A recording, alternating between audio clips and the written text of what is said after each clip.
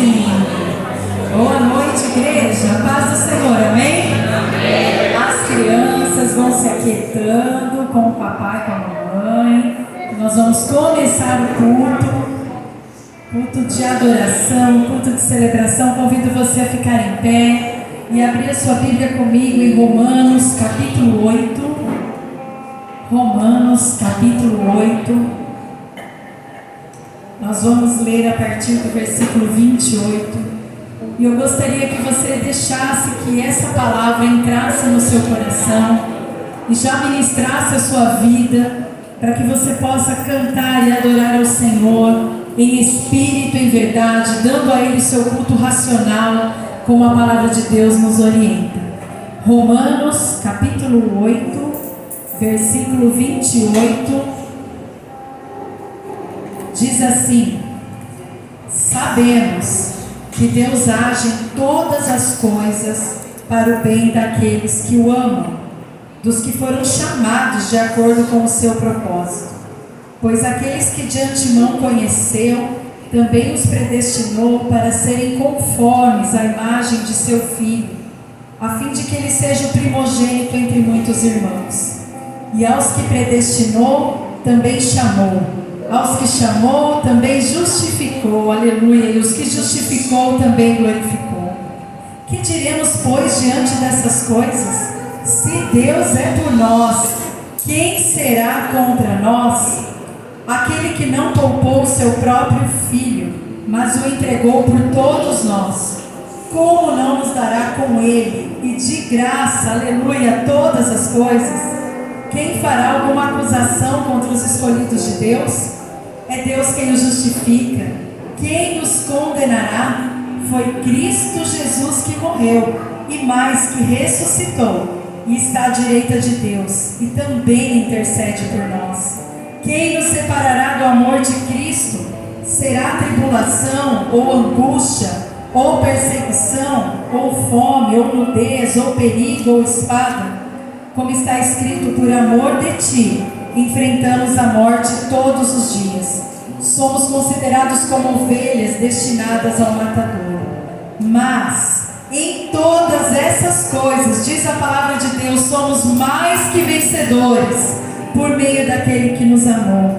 Pois eu estou convencido de que nem morte, nem vida, nem anjos, nem demônios, nem o presente, nem o futuro, nem quaisquer poderes, nem altura, nem profundidade, nem qualquer outra coisa na criação será capaz de nos separar do amor de Deus que está em Cristo Jesus, o nosso Senhor. Amém? Queridos, Deus te chamou, Deus te predestinou, e o alvo dele é formar Cristo em mim e em você.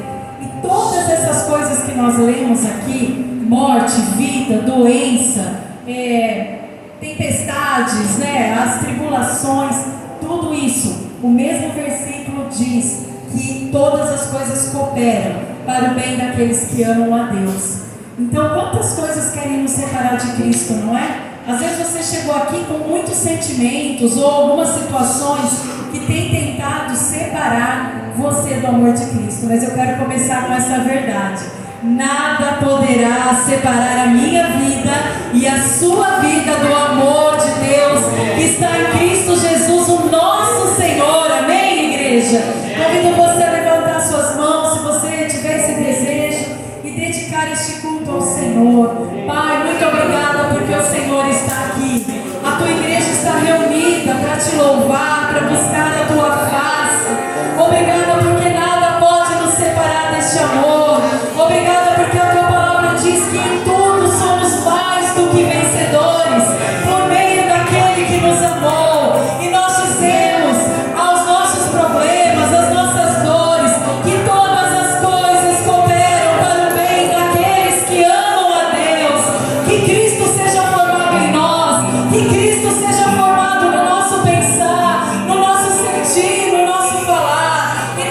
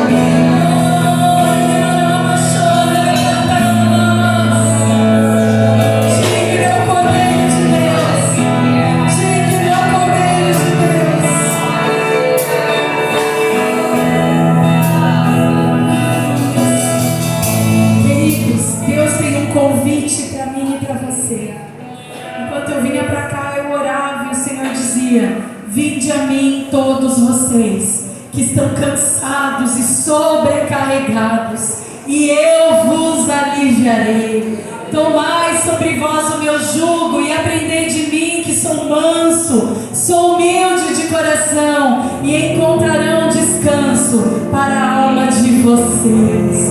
Há descanso para nós nessa noite. Há refrigério nos braços do Pai. Há refrigério, há liberdade, há renovo para a minha vida e para a sua vida. Você deseja isso? Aleluia! Então você vai agora descansar nos braços do seu Senhor.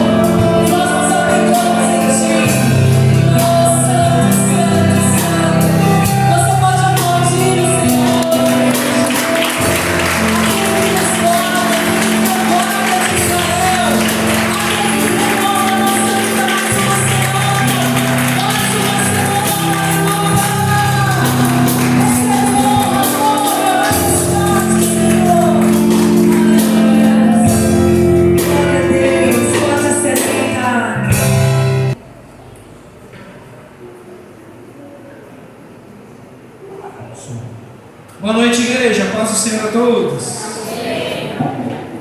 Que momento de louvor maravilhoso, Ana. Foi para você? Que coisa linda, que bênção. Glória a Deus pela vida dos nossos irmãos aqui do Ministério de Louvor. Vocês. Gente, recados rápidos. Quinta-feira, encontros de oração. Quinta passada foi muito bom, muito gostoso. Não vi nem o tempo passar. Então vem orar, né? Quinta-feira aqui. A gente terminar bem esse mês e começar melhor ainda o mês seguinte, certo? Sexta-feira, quem vai no dia do jovem avivalista? Sexta-feira, já é 1º de maio. Sexta-feira, preste atenção então, gente. 11 horas da manhã aqui, de preferência já almoçado, né? Ou traga seu lanche. 11 horas da manhã nós vamos sair daqui. Nós estaremos indo para São Carlos, no Oasis Eventos, e nós vamos ter cantina no local, e precisamos acertar com o Fabinho o ônibus R$20. Hoje, o Fabinho falou que é hoje o dia.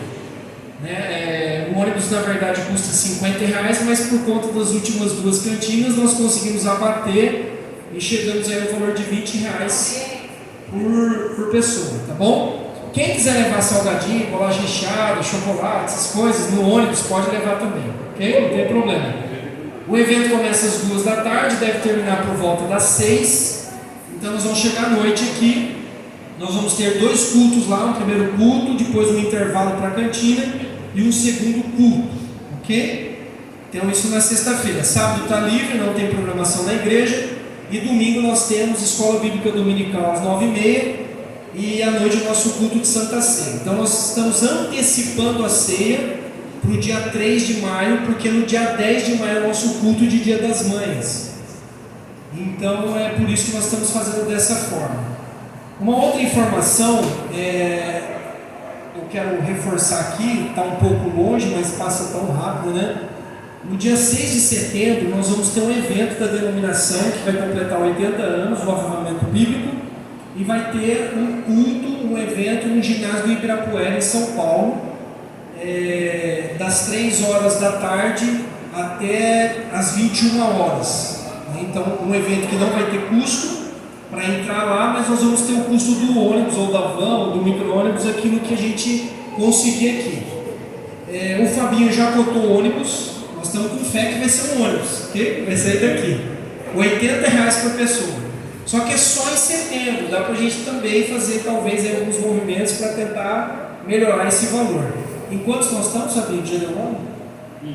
15 pessoas já deram nome, para o dia 6 de setembro. É um marco histórico na denominação, 80 anos, está sendo feito algo muito caprichado, preparado assim, algo para contar a nossa história, falar do tempo de hoje. Então assim, mais para frente eu vou ter mais informações, detalhes para passar para vocês. Mas é uma situação que vale a pena ir. Com certeza você vai participar de algo histórico, diferente de tudo que você já viu no dia 6 de setembro então, tá bom? Então o nome para o Fabinho também. Hoje de novo a Miriam vai estar vendendo trufa, né, no final do culto. Essa semana a Miriam já começou a conversar com a missionária Eunice, que é quem está na Índia. Já começaram as conversações e então foi bênção. Domingo passado vendeu bastante. Então se você quer investir na vida dela, pode não só comprar trufas, mas pode dar ofertas diretamente para ela. Depois a gente precisa colocar no grupo da igreja o teu Pix, né? Está lá nas trufas, né, o número do Pix. Mas quem quiser fazer uma oferta direta para ela, ela vai viajar para a Índia dos dias 20 de dezembro ao dia 20 de janeiro. Vai ficar um mês na Índia, no campo missionário. Nós temos lá uma igreja forte, trabalho muito forte na Índia, tanto em Nova Delhi como em Ranchi. São 2 cidades que ficam em lugares diferentes do país.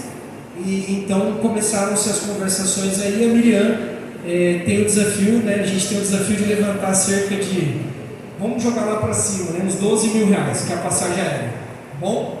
Então ela tem, provavelmente ela vai pegar um voo aqui em Guarulhos, fazer uma escala, ou na Europa, ou em Doha, no Catar, né? Depende do voo, e depois para ir direto para a Índia. Então vai ter uma parada Então você que gostaria muito de abençoar missões e a vida dela, ela está aí. Estou recebendo, né, Miriam? Estou recebendo, em nome de Jesus, tá bom? Pode fazer isso direto com ela também. Certo, gente? É isso. Cadê o Fabinho? Esqueci alguma coisa, Fabinho? Não, né? Ah, verdade. Um outro recado. A Elisângela está aí também, né? Deixa eu ver, Elisângela, deixa eu localizar. Está ali. Dia 24 de maio, nós vamos ter um culto na Chácara Bélica, aqui no Jardim América. Um culto no período da manhã, mais ou menos das 10h30 às 11h30 da manhã. Depois, o batismo da Duda, né, que vai se batizar nesse dia. Se tiver mais alguém que quer se batizar, me procure que ainda dá tempo. E aí nós vamos ter um churrasco, um almoço e passar o dia lá. Então, dia 24 de maio, R$40 por pessoa, nós vamos fazer um churrasco e o nome tem que ser dado para Elisângela. Olha que amor, Elisângela, tem gente nova aí, tá bom? Nome para Elisângela e depois você pode fazer o pagamento para mim e eu vou repassar para ela. Ela que faz as contas, normalmente. Certo? E para terminar, você que está aqui a primeira vez, é visitante, seja bem-vindo, bem-vinda. No final do culto, não saia correndo, vai lá no fundo que vai ter uma lembrancinha para você, a gente quer te dar uma atenção especial. Ok? Amém, gente? Amém. Estão vivos aí? Glória a Deus. Irmãos, paz do Senhor a todos. Glória a Deus. Então, tá a Bíblia, abre comigo em 2 Crônicas, irmãos, capítulo 31, por favor. Capítulo 31, vou ler do 3 ao 10, depois do 20, vai ser rapidinho.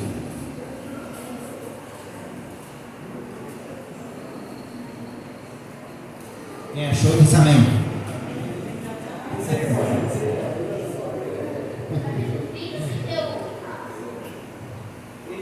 31.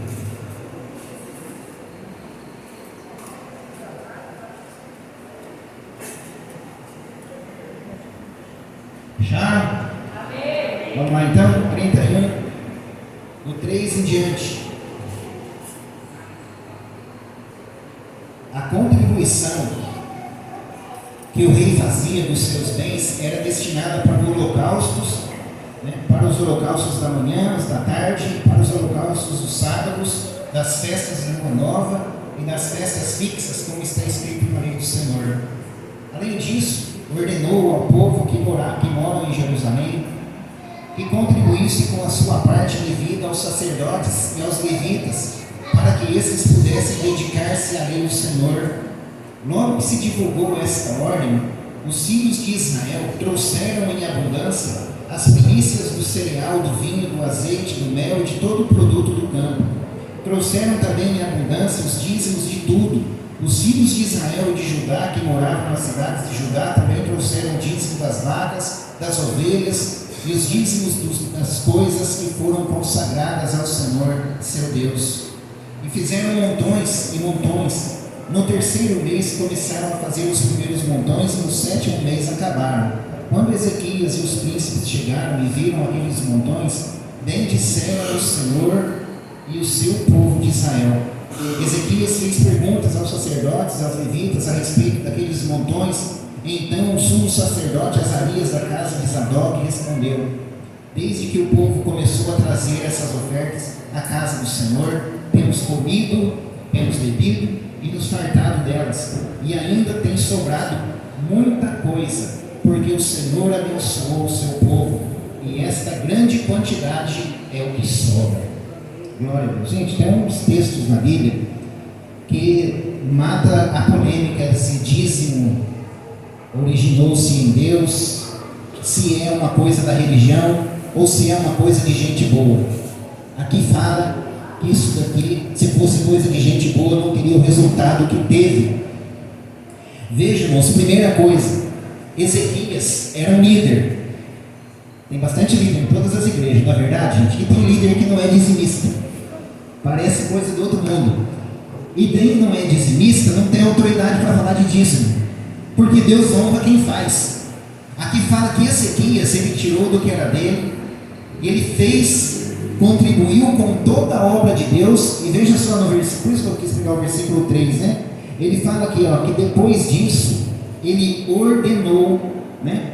Olha o versículo 4, ordenou ao povo que morava em Jerusalém que contribuísse.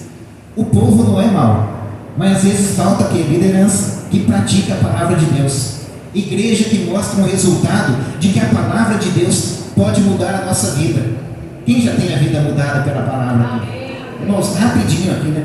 Quando eu comecei a ir na igreja, lá em 92, eu tinha 20 anos, de 21 anos para 22. Negócio de dízimo, de oferta, eu era como todos aí de fora. Achava que era para dar uma vida melhor para quem estava na igreja, era para o pessoal ter conforto, fazer o que queria. Eu tinha que trabalhar. Mas viu, eu tinha 22 anos, eu trabalhava e vivia pedindo dinheiro emprestado para minha irmã. Ela lavava minha roupa e emprestava dinheiro para mim ainda. E nunca sobrava. Irmãos, diante de Deus aqui, isso é uma verdade. Você sabe que um dia, participando da primeira vez da escola bíblica, eu perguntei para o pastor, onde que tem isso na Bíblia, de dar dízimo de oferta? Aí ele meio bravo, mas ainda controlando ali, ele ficou bravo porque era uma reunião, eu perguntei de uma maneira desconfiada. Ele mostrou lá o texto de Zacarias, que é o texto básico para todo mundo. Trazei os dízimos à casa do Senhor, né, para ver se eu não os abençoo. Resumindo, irmãos, eu comecei a trazer. Eu acho que no primeiro ou segundo mês eu já não tinha mais pedido dinheiro emprestado para minha irmã e ainda pagava ela da roupa que ela lavava para mim. Passou 2 anos, Deus me promoveu na empresa, eu fiz o Senai, terminei o Senai, Deus me honrou com uma porta de emprego que eu ganhava 3 vezes mais na época. Da onde que vem isso? Vem da palavra de Deus. A gente cresce, né?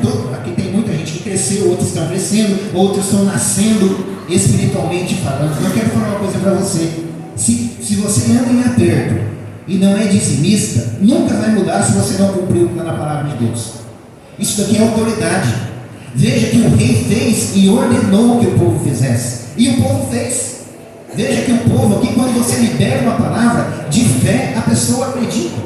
Veja aí o povo, olha o versículo 4. Além disso, ordenou o povo que morava em Jerusalém que trouxesse os dízimos. Porque quando não trazia o dízimo, o levita, o sacerdote, não tinha lá o que comer. Você já imaginou a pessoa trabalhar na obra o tempo todo, servir a Deus e não ter o que comer quase, porque o outro lá não trazia?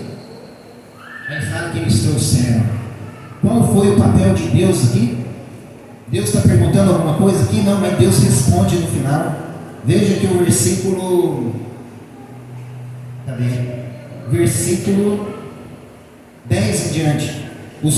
Então o sumo sacerdote Azarias da casa de Sadoc respondeu: desde que o povo começou a trazer as ofertas à casa do Senhor, temos comido e bebido e sobrado em abundância. Que coisa maravilhosa. Por que antes não acontecia isso?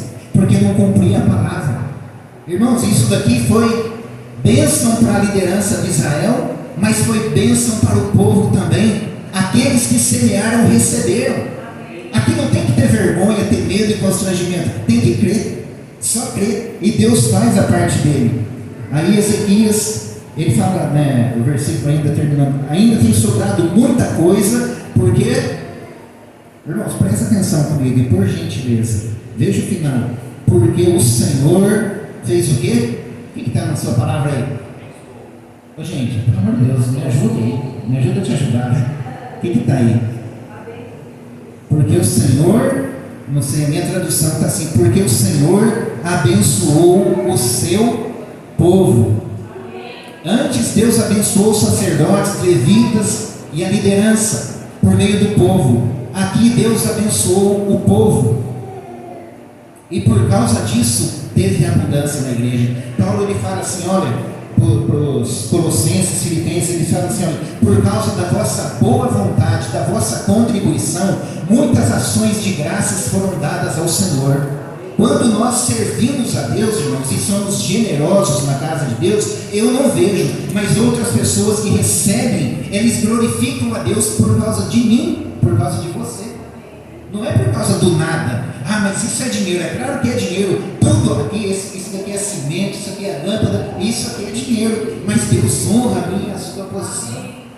Quem pode dar graças a Deus? Né? Amém. Mas deixa eu terminar a frase. Dar graças a Deus por da igreja existir, irmãos, coisa tão maravilhosa como esse momento do culto, da gente participar da vida financeira do reino de Deus. É coisa maravilhosa. Eu estava ali, eu falei para Raquel, que vontade que eu estou de fazer uma oração de gratidão, né? Hoje a gente fez o almoço em casa, a gente estava meio triste, na verdade, assim, coisas da vida. E daí a Raquel falou: Marco, eu fiz as marmitas das crianças aqui, guardei na geladeira, e fiquei tão feliz por fazer essas marmitas aqui e pôr carne dentro delas para eles comerem amanhã. A hora que ela falou isso, eu falei: que coisa boa, que coisa gostosa. Eu vou no guarda-roupa, eu tenho roupa lá pendurada para me vestir. E a gente anda relaxado, às vezes, porque a gente não liga muito para a aparência, né? Depois de casa pior, né? Mas a verdade, irmãos, você vai no guarda-roupa, você tem roupa boa, você tem sapato. Hoje, a hora que eu estava vindo embora, eu peguei um sapato, eu falei: aqui, eu coloco isso aqui para dar, ó. Comprei um sapato, mas não gostei. Eu já tive caso, irmãos, de ter chinelo, só chinelo para usar. Hoje a gente cresce e a gente não pode esquecer da origem. Deus nos tirou daquele lugar miserável e nos pôs num lugar onde a gente pode comer bem e viver bem. Eu tenho certeza que você tem isso. Olha, se você não tem, é o que Deus tem para o teu futuro. Mas a Bíblia ensina que nós participamos desse crescimento por meio da fé. Não é do nada, é Deus que abre porta de emprego, irmãos. Deixa eu falar aqui com fé para você. É Deus que sustenta você. É Deus que mantém a porta aberta de emprego. É Deus que faz isso. Eu tinha um sonho na minha vida de ser funcionário público. E um dia Deus falou para mim: por quê? Te falta fé para manter-se no emprego privado? E eu não gostei daquilo. Você sabe? E eu falei: Deus, então me guarda no emprego. Irmão, sabe quantos anos está aí que estou no emprego? Eu não estou falando isso porque eu sou funcionário bom, não. Presta atenção. Não é que eu estou me desprezando aqui. O que eu quero dizer é que não é meu poder que me mantém lá. Desde 2000 eu estou na mesma empresa. Você acha que eu penso que é minha capacidade? É Deus. E isso traz benefício para mim.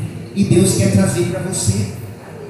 Você pode falar: mas eu tenho outros meios, a minha vida está boa também. Irmãos, Deus abençoou o povo aqui. Não está falando que foi só com dinheiro. É saúde, é bênção na família. É mulher que não dava luz, começou a dar. Vocês estão entendendo? Não estão entendendo? Amém? Não precisa ficar calado com medo, irmão. Isso aqui é graça e graça de Deus sobre a nossa vida. É bondade. Amém? Então você que quer começar ou que está fazendo, pega seu dízimo, a sua oferta. Vamos orar. Eu queria que você só ouvisse a minha oração, se concordar, amém. Se você não concorda, só fica na tua, que Deus vai te abençoar. Mas eu quero fazer uma oração de fé e gratidão. Amém? Se você quer ficar em pé, fica. Se quer sentado, fica. Mas eu quero orar. Pai, eu te agradeço, Senhor. Deus, eu te agradeço pela bondade, pela misericórdia. Eu te agradeço, Deus, por estar aqui nesse lugar, podendo experimentar, meu Deus, o poder, a virtude da palavra de Deus que age na nossa vida. Pelo louvor que nós cantamos aqui, que encheu, Senhor, o meu coração. Parece que passou por dentro uma bucha, Senhor, com sabão e limpou os canais que estavam sujos. Deus, eu te agradeço, Pai querido, pela igreja. Eu te agradeço, Pai querido, por essa casa de fé, por essa porta do céu. A palavra tua fala que aqui, meu Deus querido, é a porta do céu. Jacó disse isso, né? Que o lugar que ele estava ali não era senão a casa de Deus, a porta do céu, onde tinha uma escada. Senhor, hoje nós estamos nesse mesmo lugar. Aqui, meu Deus querido, a presença tua, tem anjos de Deus nesse lugar. Eu quero te agradecer pela vida das pessoas que estão aqui, que vieram aqui por causa do Senhor, vieram aqui para te glorificar, para te adorar. E é isso que nós queremos fazer de todo o coração nesta hora, Pai. Ofertar ao Senhor o que é sacrifício, não é coisa dada de graça, não é trabalho frágil ou trabalho fútil, Senhor. Não é nada, Senhor, que caiu do céu, mas fruto do nosso trabalho, porque o Senhor tem dado também do fruto do teu amor para conosco. Como foi dito aqui, o Senhor nos deu do teu Filho amado, o mais precioso bem que o Senhor tinha no céu. O Senhor derramou sobre a nossa vida. Minha oração é de gratidão, Senhor, pela nossa saúde, ó Pai, pela saúde dos irmãos que estão aqui, pelas crianças que estão aqui nesse lugar, meu Deus, pela palavra que será ministrada, pela unção do Senhor que tem sido derramada.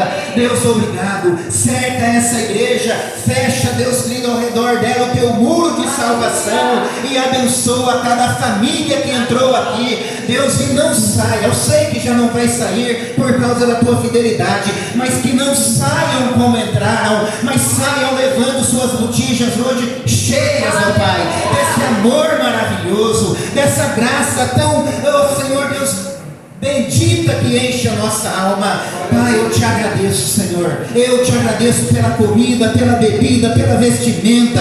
Te agradecemos, ó Deus do céu, Deus poderoso que está sentado no trono e que tem abençoado o teu povo com verdadeiramente poder sobre nossa vida. Em nome de Jesus. Amém. Irmãos, pode trazer seu dízimo, sua oferta. Vou chamar meu irmão aqui, o Adriano. Para quem não sabe, ele é meu irmão mais velho.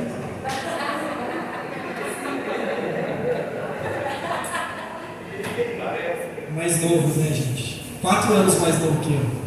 E vai ministrar a palavra hoje, tá bom, gente? Vamos continuar aí na nossa série de mensagens. Então eu queria te convidar a orar por ele. Né? Eu creio que Deus está falando e muito hoje, muito mesmo, de várias formas, e creio que vai falar ainda mais aos nossos corações. Amém? Pai, eu quero nesse momento orar pela vida do meu irmão e pedir ao Senhor que o Senhor esteja usando a vida dele, a mente dele, o coração, que a tua unção esteja sobre ele, que ele possa ser boca do Senhor nessa noite para nós, e que o Senhor use, ó Deus, tudo aquilo que foi preparado para estar, ó Deus, ministrando os nossos corações, para estar trazendo sobre nós aquilo que o Senhor tem preparado, que a tua palavra não volte vazia, mas possa impactar os nossos corações, trazendo luz, refrigério, tranquilidade, paz, em nome de Jesus. Amém. Boa noite, irmãos, a paz do Senhor a todos. Glória a Deus. Eu gostaria de te convidar, abra a palavra de Deus no Evangelho de Mateus.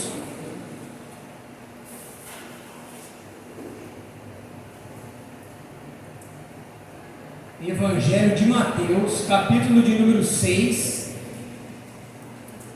Nós estaremos lendo do versículo 25 até o versículo 34.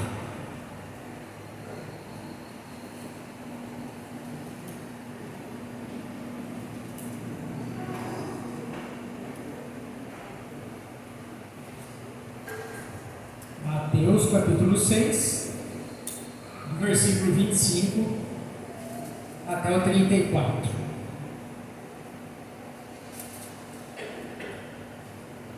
Esse trecho da palavra de Deus que a gente vai ler tem como título As Preocupações da Vida.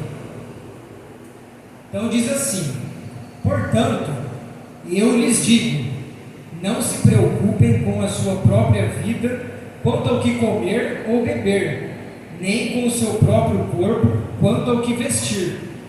Não é a vida mais importante que a comida, e o corpo mais importante que a roupa? Observem as aves do céu, não semeiam, nem colhem, nem armazenam em celeiros, contudo o Pai Celestial as alimenta. Não têm vocês muito mais valor do que elas? Quem de vocês, por mais que se preocupe, pode acrescentar uma hora que seja a sua vida? Por que vocês se preocupam com roupas? Vejam como crescem os lírios do campo. Eles não trabalham, nem tecem, contudo eu lhes digo que nem Salomão, em todo o seu esplendor, vestiu-se como um deles. Se Deus veste assim a erva do campo, que hoje existe, e amanhã é lançada ao fogo, não vestirá muito mais a vocês, homens de pequena fé? Portanto, não se preocupem dizendo, que vamos comer? Ou que vamos beber? Ou que vamos vestir? Pois os pagãos é que correm atrás dessas coisas, mas o Pai Celestial sabe que vocês precisam delas. Busquem, pois, em primeiro lugar, o reino de Deus e a sua justiça, e todas essas coisas lhe serão acrescentadas. Portanto, não se preocupem com o amanhã, pois o amanhã trará as suas próprias preocupações. Basta a cada dia o seu próprio mal. Até aqui, que texto lindo, que texto profundo, né? Hoje nós continuaremos então essa série, que já está acontecendo há alguns finais de semana, que é a série chamada Gigantes Nocauteados. Pela fé, alguns gigantes já foram nocauteados. A gente nocauteou em primeiro lugar o gigante do medo, depois circunstâncias adversas da vida. Terceiro, nocauteamos a culpa, a mágoa, a solidão, a procrastinação, e hoje, pela fé, em nome de Jesus, nós iremos também nocautear mais um gigante, que é o gigante da preocupação. Amém? Você crê nisso? Amém. Amém. Então abra o seu coração, que o Senhor estará aí nos ajudando nesse sentido. Eu não sei quantos observaram, mas nesse texto que nós lemos, que é um texto relativamente pequeno, nós temos aqui talvez uns 9, 10 versículos, e nesse pequeno trecho aparece a palavra preocupação e os seus derivados 6 vezes. Isso chamou a minha atenção. Num texto curto, a palavra preocupação, não vos preocupeis, aparece muito, 6 vezes nesse texto aqui. De fato, Jesus falou sobre isso, porque de fato a preocupação é algo que muitas vezes nos atormenta, e nos atormenta grandemente. Sim ou não? Vamos combinar uma coisa aqui: todas as vezes que eu falar a palavra preocupação, você entende essa palavra como sinônimo de ansiedade. Então a gente vai estar falando de preocupação nesse sentido, no sentido de ansiedade. Eu, curioso, fui ver a definição lá no dicionário da palavra preocupação, e o que está escrito é assim: preocupação, ansiedade, estado de inquietação, apreensão causada pela antecipação de um problema. É pré-ocupar-se, é ter a mente e o coração ocupados previamente por algo, gerando grande desassossego. É muito profunda essa definição, e é exatamente isso que acontece. A gente preocupa a nossa mente, muitas vezes os nossos corações, por um problema que supostamente pode vir.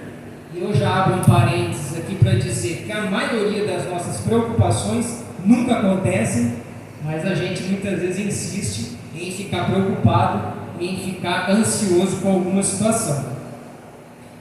Irmãos, as preocupações, elas tiram de nós muitas vezes o brilho, tiram de nós muitas vezes aquele entusiasmo, aquela alegria de viver.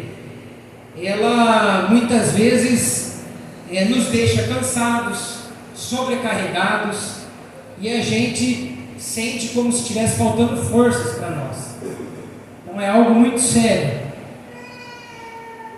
Alguns sintomas, existem vários sintomas, a gente pode aí citar alguns. Presta atenção nos sintomas, porque à medida que eu falar, você pode se identificar. Pode ser que você seja uma pessoa preocupada excessivamente, uma pessoa ansiosa, ou pode ser que não. Mas alguns dos sintomas da ansiedade são dores de cabeça. Eu tenho muito.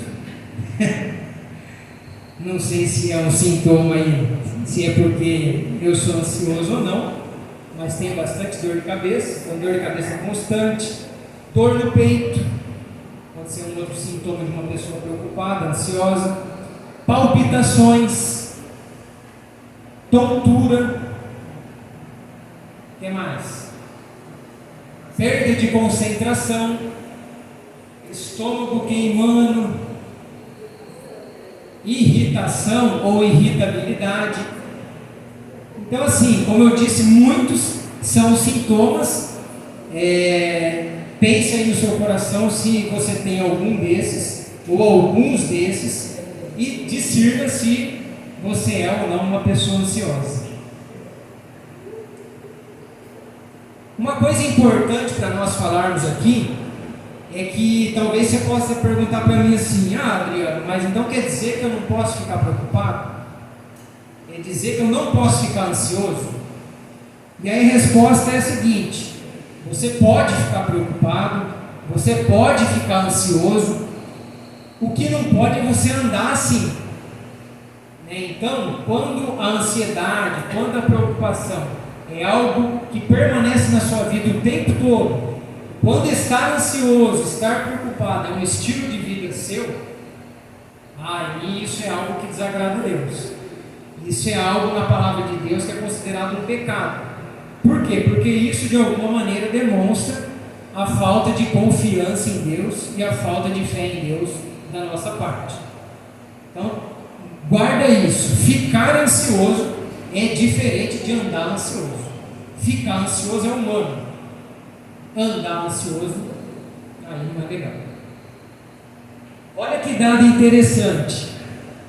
Eu fui pesquisar e o Brasil lidera o ranking da preocupação e da ansiedade. Vocês sabiam disso ou não? Então você não escutou errado.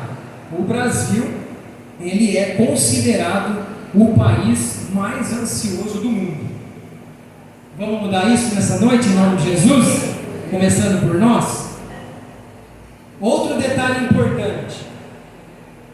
Quando a gente fala sobre preocupação, quando a gente fala sobre ansiedade, esse é o sétimo gigante que nós precisamos nocautear.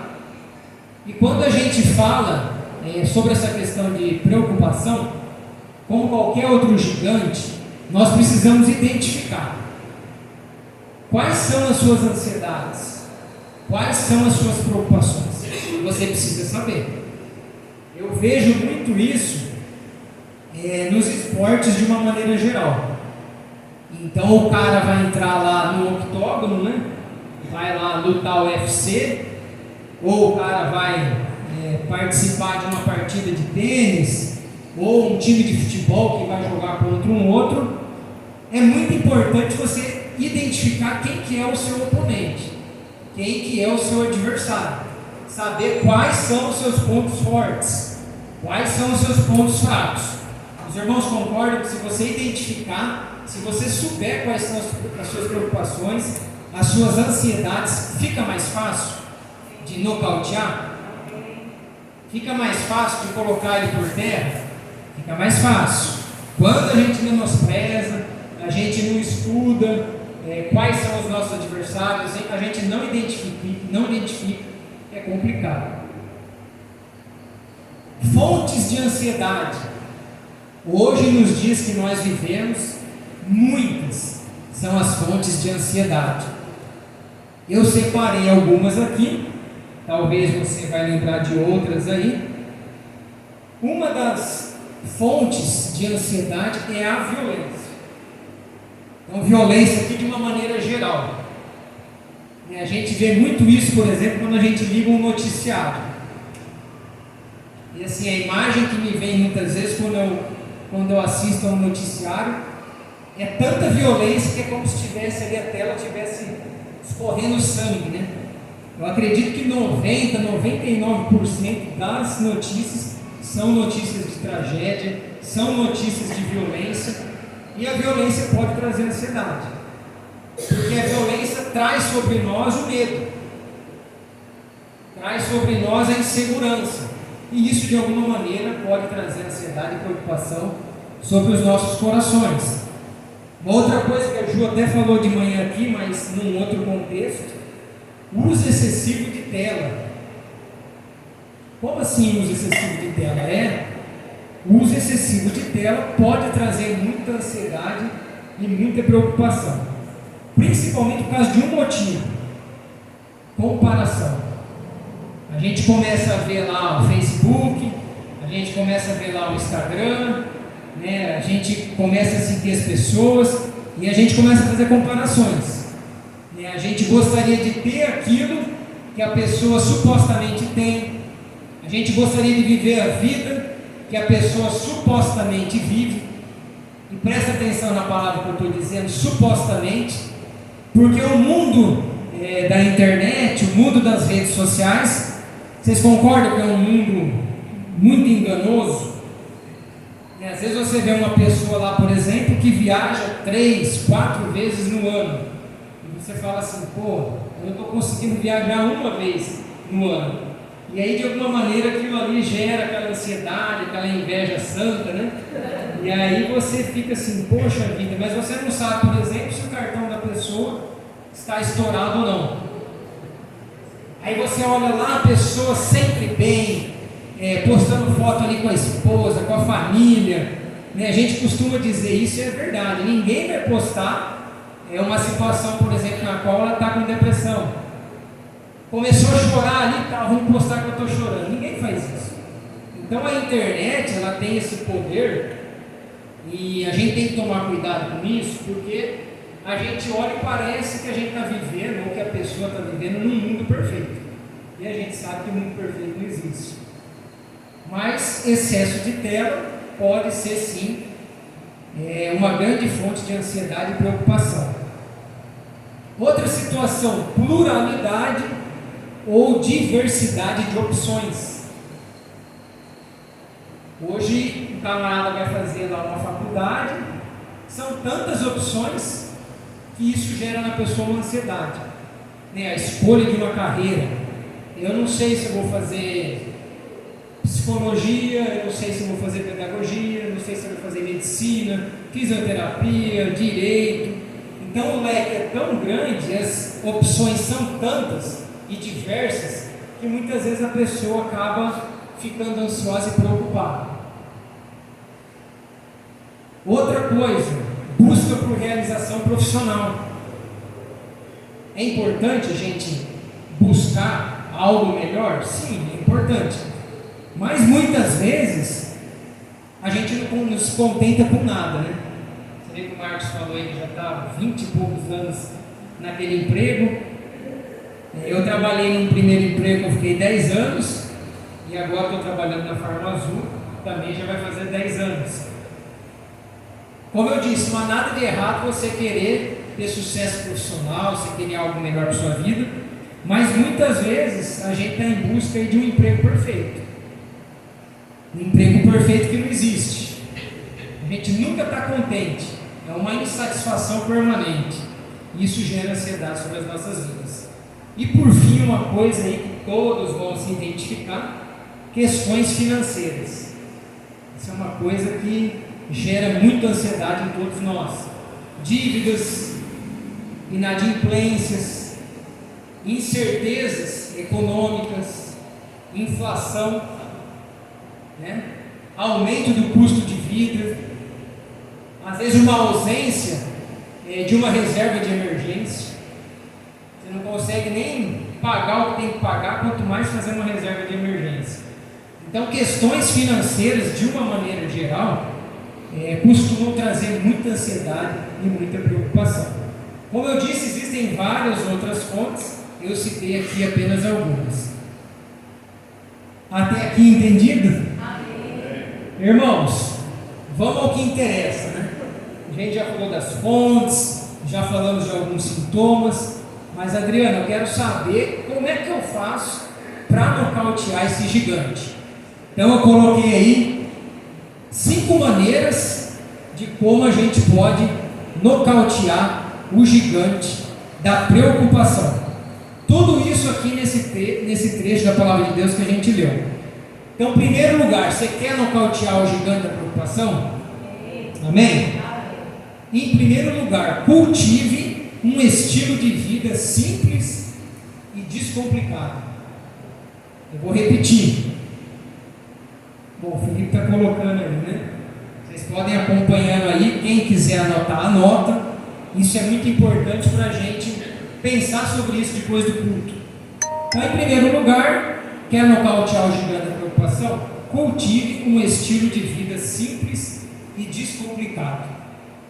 Versículo 25, a primeira partezinha do versículo, aí, 25a, Jesus começa dizendo assim: portanto, eu lhes digo, não se preocupem com a sua própria vida, quanto ao que comer ou beber, nem com o seu próprio corpo, quanto ao que vestir.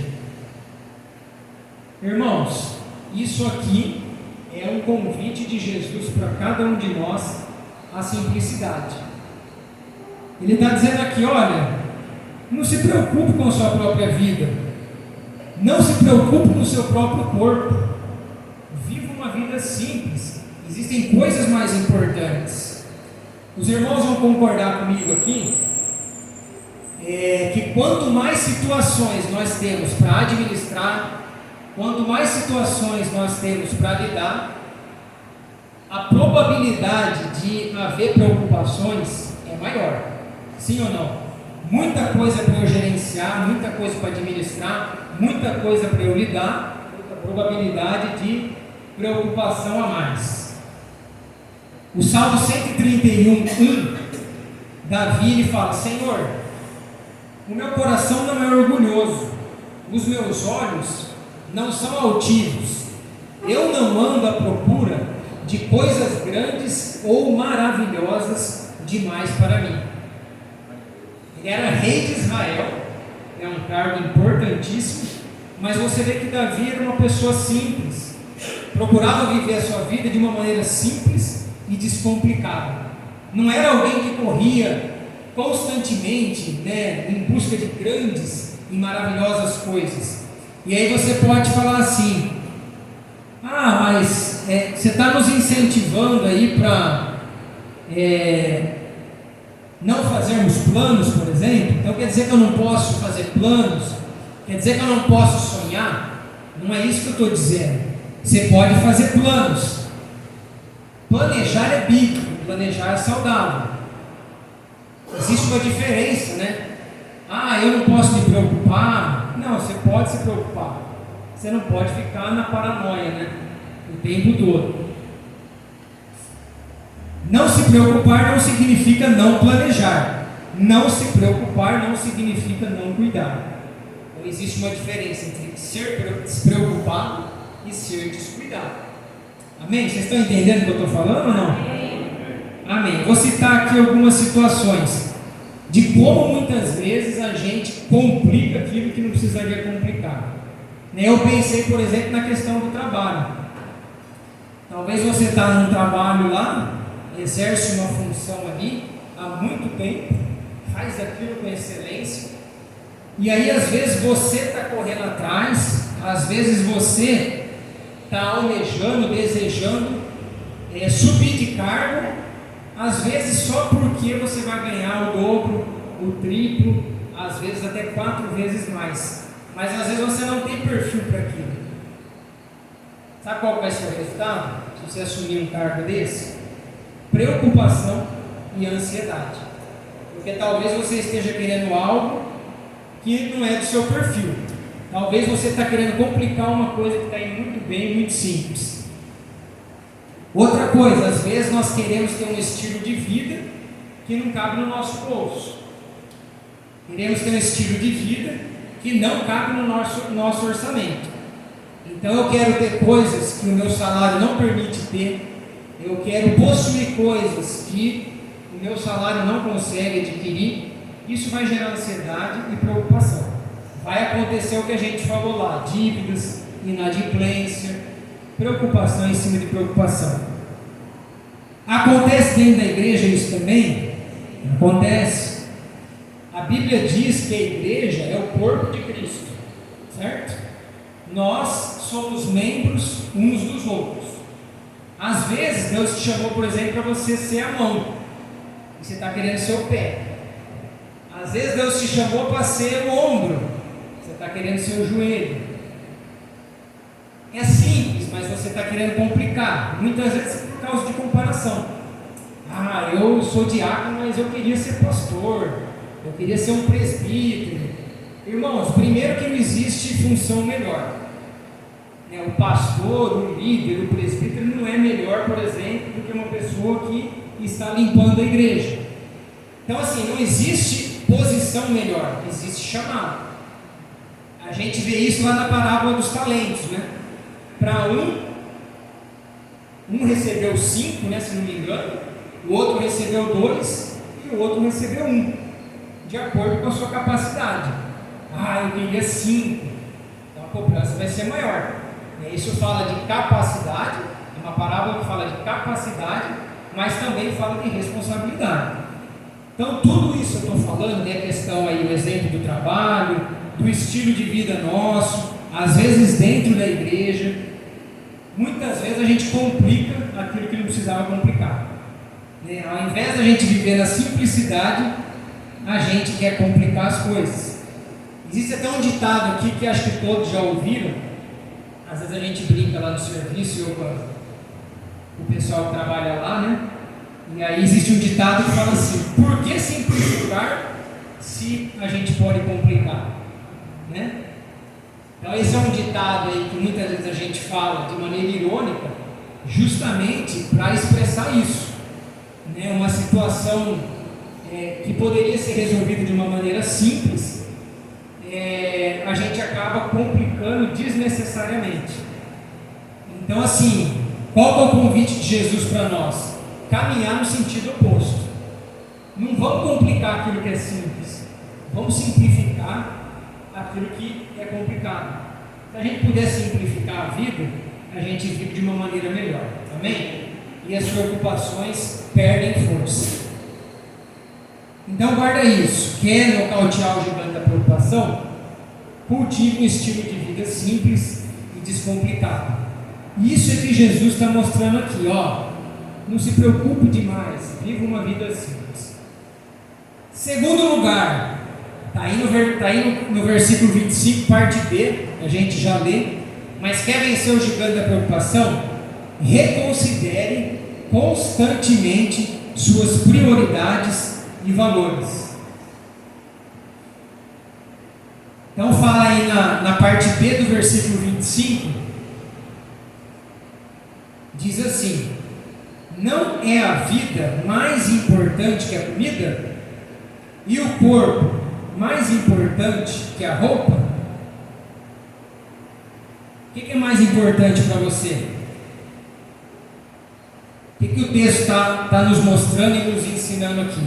É um texto que está falando sobre a questão das prioridades e sobre a questão aí dos valores, né? Então reconsidere constantemente quais são as suas prioridades e quais são os seus valores. Por que isso é importante? Irmãos, os irmãos vão concordar comigo que prioridades, valores desequilibrados, prioridades e valores errados, distorcidos, com certeza vai gerar muita ansiedade e vai gerar muita preocupação. O que é mais importante para você? A palavra superficial ou essencial? A gente vive muito isso, né, nos dias de hoje. É a geração que vive na superficialidade. Muitas vezes valoriza mais aquilo que é superficial do que aquilo que é essencial. Prioridade invertida, valor invertido. Vai dar ruim, como a gente fala. O que é mais importante para você? Pensa aí: trabalho ou saúde?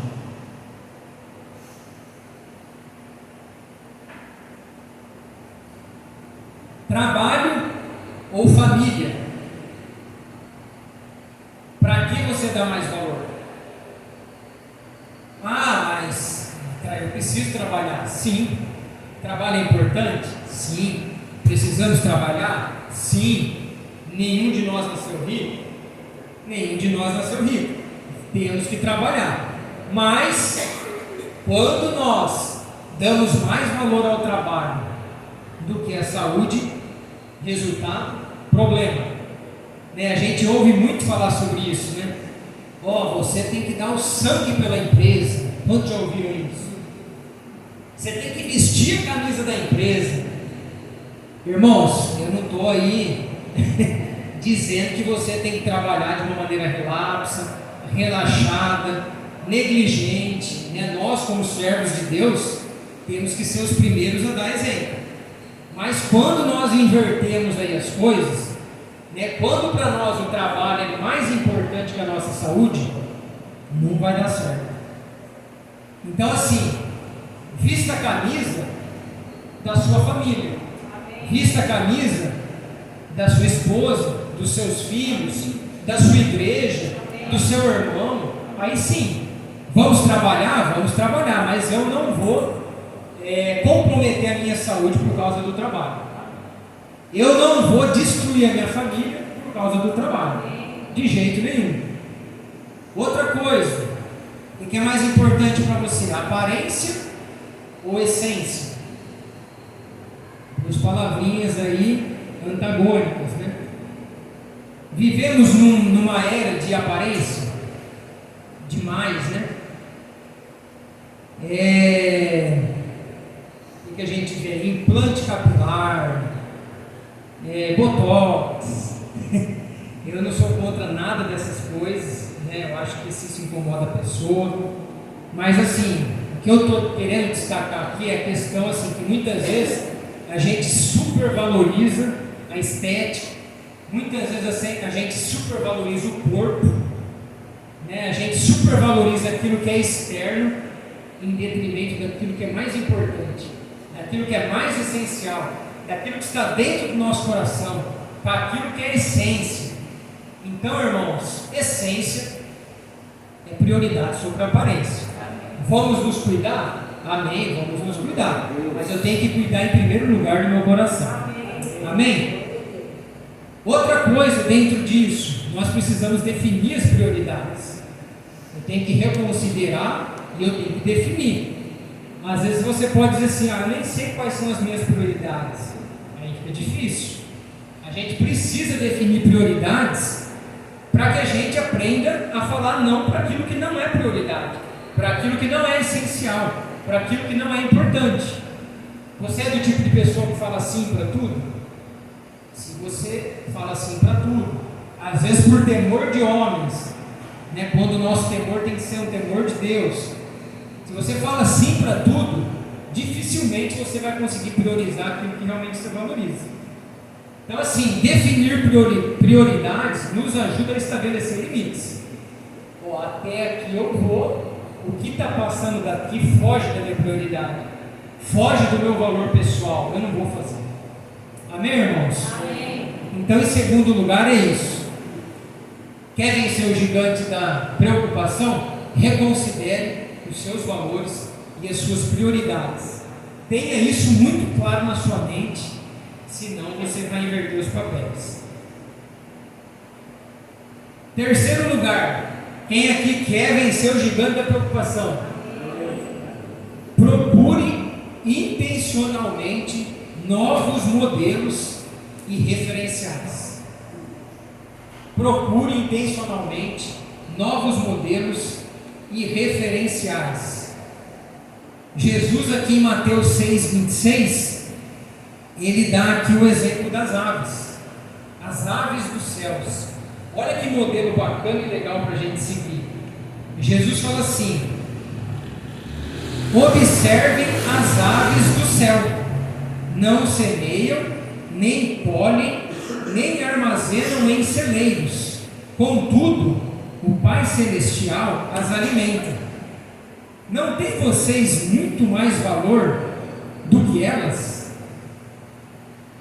Irmãos, procure com intenção novos modelos e referenciais.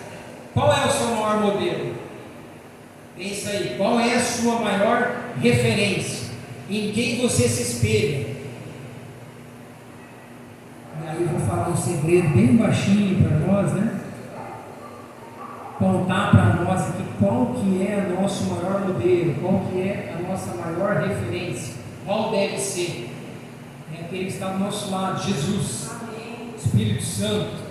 Jesus, irmãos, é o nosso maior modelo, é a nossa maior referência. Aqui, Jesus dá aqui o exemplo das aves, dos céus, depois ele dá o exemplo dos lírios do campo, porque nós vemos aqui, por exemplo, que as aves não semeiam, né? E mesmo assim Deus não deixa faltar nada. E aí Deus fala, né? Jesus fala, será que vocês não valem muito mais que as aves? Ele dá o exemplo dos lírios do campo também. E aí o texto lá diz, a gente não leu aqui, mas o texto diz que nem Salomão, eu achei interessante isso, nem Salomão em toda a sua glória vestiu-se como qualquer um daqueles lírios. Salomão era rico, sim ou não? Salomão é o homem mais rico do mundo, com certeza se vestia muito bem, mas Deus fala que nem Salomão em toda a sua glória se vestiu tão bem como um lírio do campo, como uma erva que hoje existe e amanhã está murcha. Então Jesus mostra esses dois exemplos para nós aí, né? Aves dos céus e lírios do campo. E aí eu volto no que eu comecei a falar. O nosso maior exemplo, irmãos, é Jesus. O nosso maior exemplo, o nosso maior modelo, a nossa maior referência tem que ser Jesus. Então, se você quer nocautear o gigante da preocupação, olhe para Jesus, aprenda com Jesus, siga a Jesus, imite a Jesus, maravilhe-se com Jesus, surpreenda-se com Jesus. Foque a sua vida totalmente, foque os seus olhos totalmente nele. Não olhe para a esquerda, não olhe para a direita, faça o que a palavra de Deus diz, olhando firmemente para o autor e consumador da nossa fé. Jesus Cristo é o nosso maior modelo, Jesus Cristo é o nosso maior referencial. Amém? Quarto lugar, quer vencer o gigante da preocupação? Abrace uma causa cujo beneficiário maior seja o outro. Abrace uma causa cujo beneficiário maior seja o outro. Mateus 6,33. Eu risquei tanto minha Bíblia aqui que tem hora que eu olho que eu não consigo nem ler. Aí a Vanessa ficou me dar outra Bíblia, mas até agora. Coitada, ela está lá no fundo. Diz assim o versículo, Mateus 6,33: Busquem, pois, em primeiro lugar o reino de Deus e a sua justiça, e todas essas coisas lhes serão acrescentadas. Irmãos, nós vivemos um tempo de muito individualismo, um tempo que é marcado pelo hedonismo. O que é o hedonismo? A busca desenfreada pelo prazer. A gente escuta as pessoas falando assim, olha, se isso te faz feliz, então vai e faz.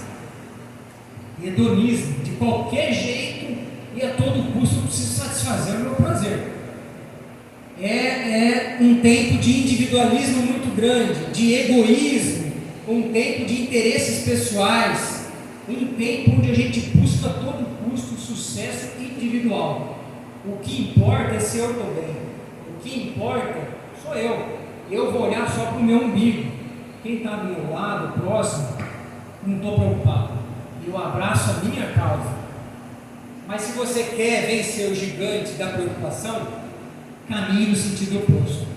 Abrace uma causa cujo beneficiário maior seja, não você, mas seja o outro. Como é que a gente pode fazer isso? De várias maneiras. Uma das maneiras da gente abraçar uma causa cujo beneficiário maior seja o outro é servindo. Sim ou não? Quando você está servindo alguém, você está abraçando uma causa cujo beneficiário não é você, é quem está ao seu lado. Existe um livro, que eu não sei aqui quantos leram, de Charles Swindoll, que é um livro que fala assim, eu um servo, você está brincando. Um livro muito bom, se você ainda não leu, fica aí a dica para você ler um livro que fala exclusivamente sobre essa questão de serviço.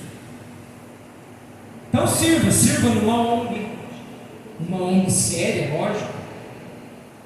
Participe de um projeto social relevante. São maneiras de servir o próximo. Ah, eu não quero servir numa ONG, eu não quero servir num projeto social. Sirva aqui na igreja. Se a gente conversar com o Volney, existem vários ministérios aqui que você pode servir. Ah, mas eu não sei fazer nada. Sabe? Deus sempre dá um dom para a pessoa quando a pessoa se converte. Então, assim, pelo menos um dom você tem. E pelo menos em algum ministério você pode servir. Então, sirva em algum ministério. A gente vê aqui na igreja muitas vezes, e aqui quando eu falo igreja, eu estou falando igreja de uma maneira geral, são pouquíssimos que fazem muita coisa, quando na verdade muitos poderiam fazer poucas coisas. Então, assim, se envolva. Como eu falei, você não quer servir numa ONG, não quer servir num projeto social, sirva aqui na igreja. Aqui é um lugar que precisa muito de pessoas servindo. Então, quando você chegar na sua casa lá, ore a Deus, fala: Senhor, no que eu posso servir? Que ministério que eu posso entrar e servir? Eu quero servir, eu quero abraçar uma causa cujo beneficiário maior não seja eu, seja o próximo. Outra maneira, ame alguém. Difícil, né? Como eu falei, nos dias atuais a gente quer amar nós mesmos, mas a palavra de Deus diz: ame a Deus acima de todas as coisas e ame o seu próximo como a ti mesmo. Ame alguém. Ame alguém sem esperar receber nada em troca. Ame alguém, sirva alguém de livre e espontânea vontade, sem que alguém tenha que pedir para você. Doe alguma coisa. Doe um bem que você tem. Doe os seus talentos. Doe do seu tempo.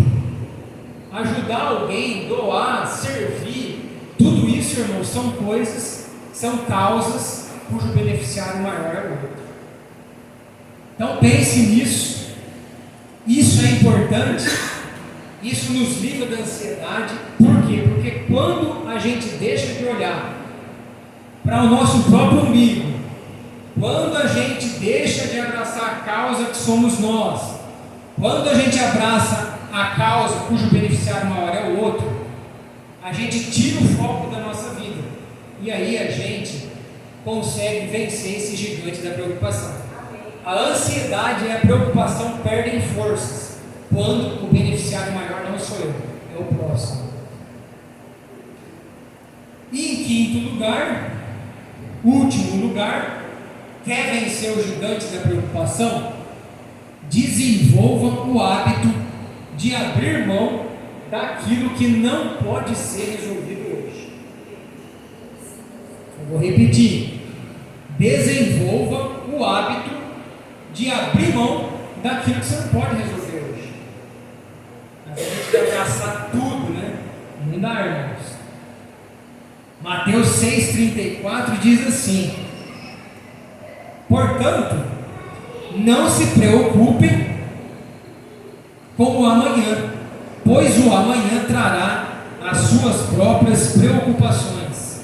Basta a cada dia o seu próprio mal. Eu li uma frase que dizia assim, que um dos melhores momentos da vida é quando você encontra coragem para abrir mão do que não pode mudar. Abrir mão, então, exige coragem da nossa parte. Porque às vezes a gente está querendo controlar o incontrolável. Às vezes a gente está querendo domar aquilo que é indomável.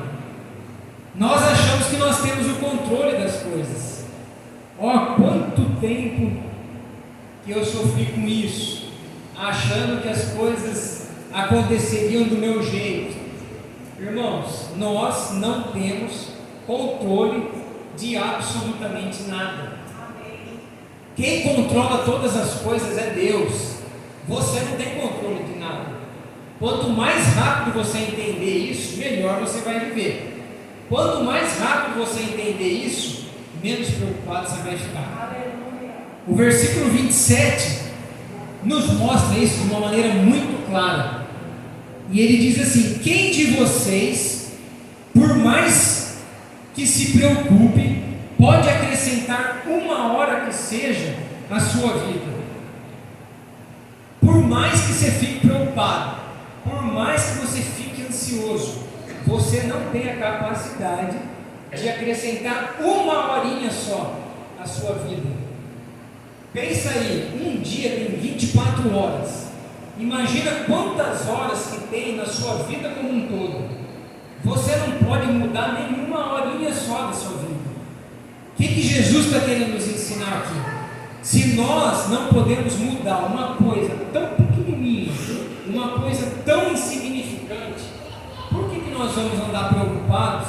E por que nós vamos querer controlar? Por que nós vamos querer mudar coisas maiores, se eu não posso mudar nem o básico? Vai gerar com certeza muita preocupação e muita ansiedade. O que você está querendo controlar hoje? Pensa aí na sua cadeira. Você está querendo controlar o seu futuro? Não vai conseguir. Você está querendo controlar as pessoas? Eu acho que quem é pastor entende isso muito bem, né? Nós não controlamos as pessoas. Desista de querer controlar as pessoas, você não vai conseguir. Você está querendo controlar os resultados? Não vai conseguir. Nós devemos fazer aquilo que está ao nosso alcance, dar o nosso máximo, dar o nosso melhor. O resultado é com Deus. Eu não consigo controlar os resultados. Irmãos, reconhecer os nossos limites, a gente precisa entender isso. Nós somos pessoas limitadas. Então, reconhecer os nossos limites não é fraqueza. Amém? Reconhecer os nossos limites é sabedoria. Preocupar-se com aquilo que não pode ser resolvido não vai mudar o resultado. Vai me mudar. E vai me mudar para pior. Vai me deixar ansioso. Vai me deixar preocupado. Mas o resultado não vai ser mudado. Abrir mão não é desistir. Eu não vou abrir mão disso aqui de jeito nenhum. Eu não vou desistir. Abrir mão não é desistir. Abrir mão é confiar. Quando a gente abre a mão de uma coisa, e só a partir de então é que Deus começa a operar. Enquanto eu fico segurando algo, enquanto eu não solto aquilo, Deus não consegue agir. Liberei aquilo, abri mão daquilo, então a partir desse momento Deus vai começar a agir e vai começar a resolver aquela situação. Amém? Amém. Outra coisa que a palavra de Deus nos orienta: não adianta eu ficar segurando algo, eu preciso abrir mão, eu preciso colocar isso aos pés de Cristo. Se eu vou interiorizando isso vai corroer no meu interior como se fosse um câncer. Eu preciso apresentar isso para alguém. A palavra de Deus diz lá em Filipenses 4, do 6 ao 7: não andeis ansiosos por coisa alguma, mas em tudo pela oração e súplica e com ações de graças apresentem seus pedidos a Deus. E o texto para por aqui, o texto fala: e a paz de Deus, que excede todo entendimento, guardará as suas mentes e os seus corações em Cristo Jesus. Entregue os seus problemas, entregue aquilo que está afligindo a sua vida aos pés de Cristo. 1 Pedro 5,7 diz: lançando sobre Ele toda a vossa ansiedade, porque Ele tem cuidado de vós. Deus tem cuidado da sua vida? Quanto tempo já que a gente está aqui na terra? Alguns um pouco menos, outros mais, 40 e poucos anos, 50 e poucos anos. Você está aqui. Deus deixou faltar alguma coisa para você? Você não morreu, você está vivo. Então Deus cuida de nós, nos mínimos detalhes. Às vezes a gente não quer lançar alguma coisa para Deus porque a gente, na nossa limitada cabeça a gente fala: não, Deus não se preocupa com isso. Deus se preocupa. Deus se preocupa com coisas grandes, mas com coisas que muitas vezes para nós parecem insignificantes, para Deus não é. Então lance sobre Deus toda a sua ansiedade, porque Ele tem cuidado de você. Entregue. Entregou para Deus? Descanse. Descansou em Deus? Confie. Confiou em Deus?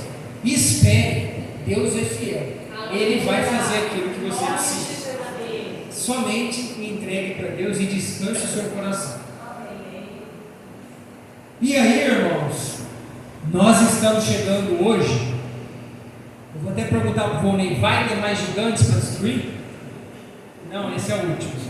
Mas eu vou dizer uma coisa para nós aqui: os gigantes sempre irão existir. Então, assim, você terá que enfrentar esses 7 gigantes que nós já falamos, mas vai ter que enfrentar outros gigantes, talvez maiores até do que esses. Se alguém disser para você algo no sentido contrário, não acredite. Então, assim, guarde isso: gigantes sempre existirão. Nós não poderemos fugir deles, nós temos que enfrentar. Assim, não tem como fugir. Eles existem, estão aí, e nós temos que aprender a lidar com eles. Segunda coisa: gigantes existem para cair. Gigantes existem para cair. Não tenha medo deles. Faça como Davi fez. Davi olhou para o gigante Golias e falou: ó, tu vens contra mim com lança, com escudo, com espada. Eu vou contra ti, em nome do Senhor dos Exércitos, o Deus em quem eu creio. E colocou o gigante por terra. Então os gigantes sempre vão existir. Eles existem para cair. E eles existem não para nos destruir, mas para revelar quem Deus é nas nossas vidas. O propósito do gigante não é nos destruir. Deus permite os gigantes para que seja revelado em nós quem Deus é. Guarde isso no seu coração. E para finalizar, os gigantes também sempre vão fazer muito barulho. Vocês lembram da história de Davi lá? O gigante, dia após dia, ele ia lá, falava, gritava, fazia barulho. Diz a Bíblia que o povo tremia, né? Ninguém tinha coragem de enfrentar o gigante, porque eles estavam extremamente assustados com aquela barulheira. Então, normalmente, gigantes fazem muito barulho, mas eles não têm autoridade sobre a sua vida. Se você é uma pessoa que está procurando viver sua vida com santidade, se você é uma pessoa que tem procurado ser sincero com Deus, se você é uma pessoa que procura se arrepender dos seus pecados, se você é uma pessoa que tem tentado viver na presença do Deus Todo-Poderoso, os gigantes não terão autoridade sobre a sua vida. Você, em nome de Jesus, vai colocar por terra um de cada vez. Vai colocar o gigante do medo por terra, vai colocar o gigante das circunstâncias adversas da vida por terra, vai colocar o gigante da culpa por terra, da mágoa, do medo, enfim, da preocupação, da procrastinação. Não existirá gigante que poderá resistir a você, porque Deus estará do seu lado. Eles não terão autoridade sobre nós, porque Deus é quem luta por nós. Você crê nisso? Amém. Amém. Então eu gostaria agora de convidar você que veio aqui hoje com um peso no seu coração. Quem sentir aí no coração de vir aqui, nós vamos estar orando por você.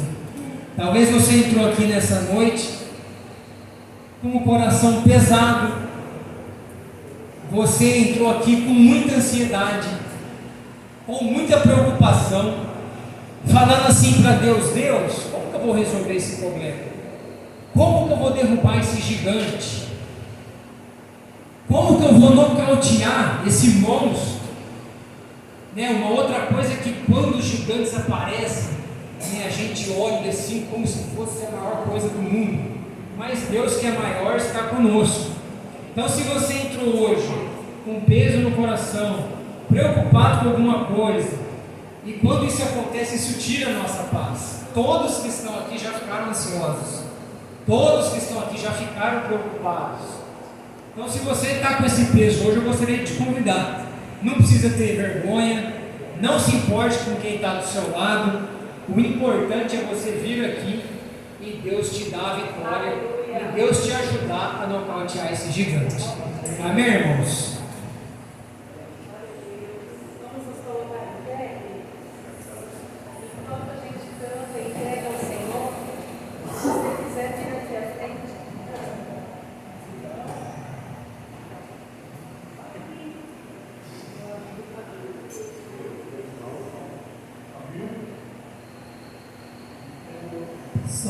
Oi, voltei, meu povo.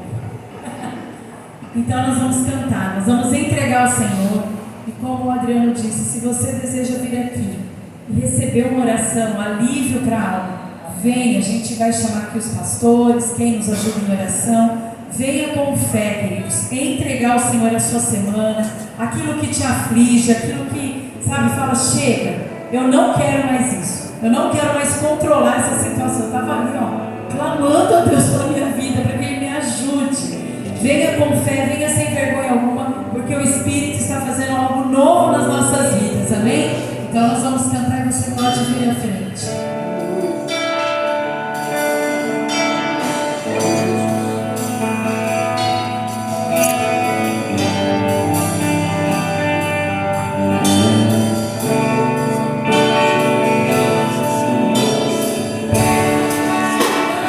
Do meu coração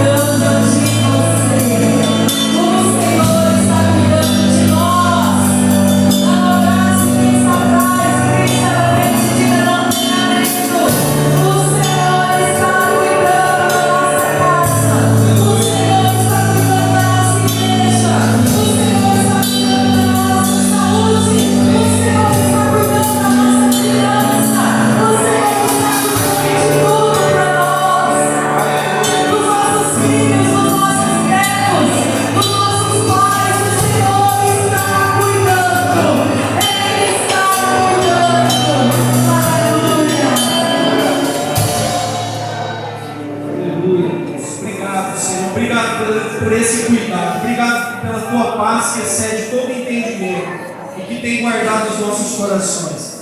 Obrigado, Deus, por derrubar na força, no poder do Senhor mais um gigante nas nossas vidas. Nós te louvamos, Pai. Abençoa o teu povo, guarda o teu povo, que a tua paz resplandeça sobre a vida dos teus filhos, que o grande amor de Deus, que a graça de nosso Senhor e Salvador Jesus Cristo, que a força, a coragem, a ousadia, a unção do Espírito de Deus sejam com todos durante toda essa semana e para sempre, sempre. Amém.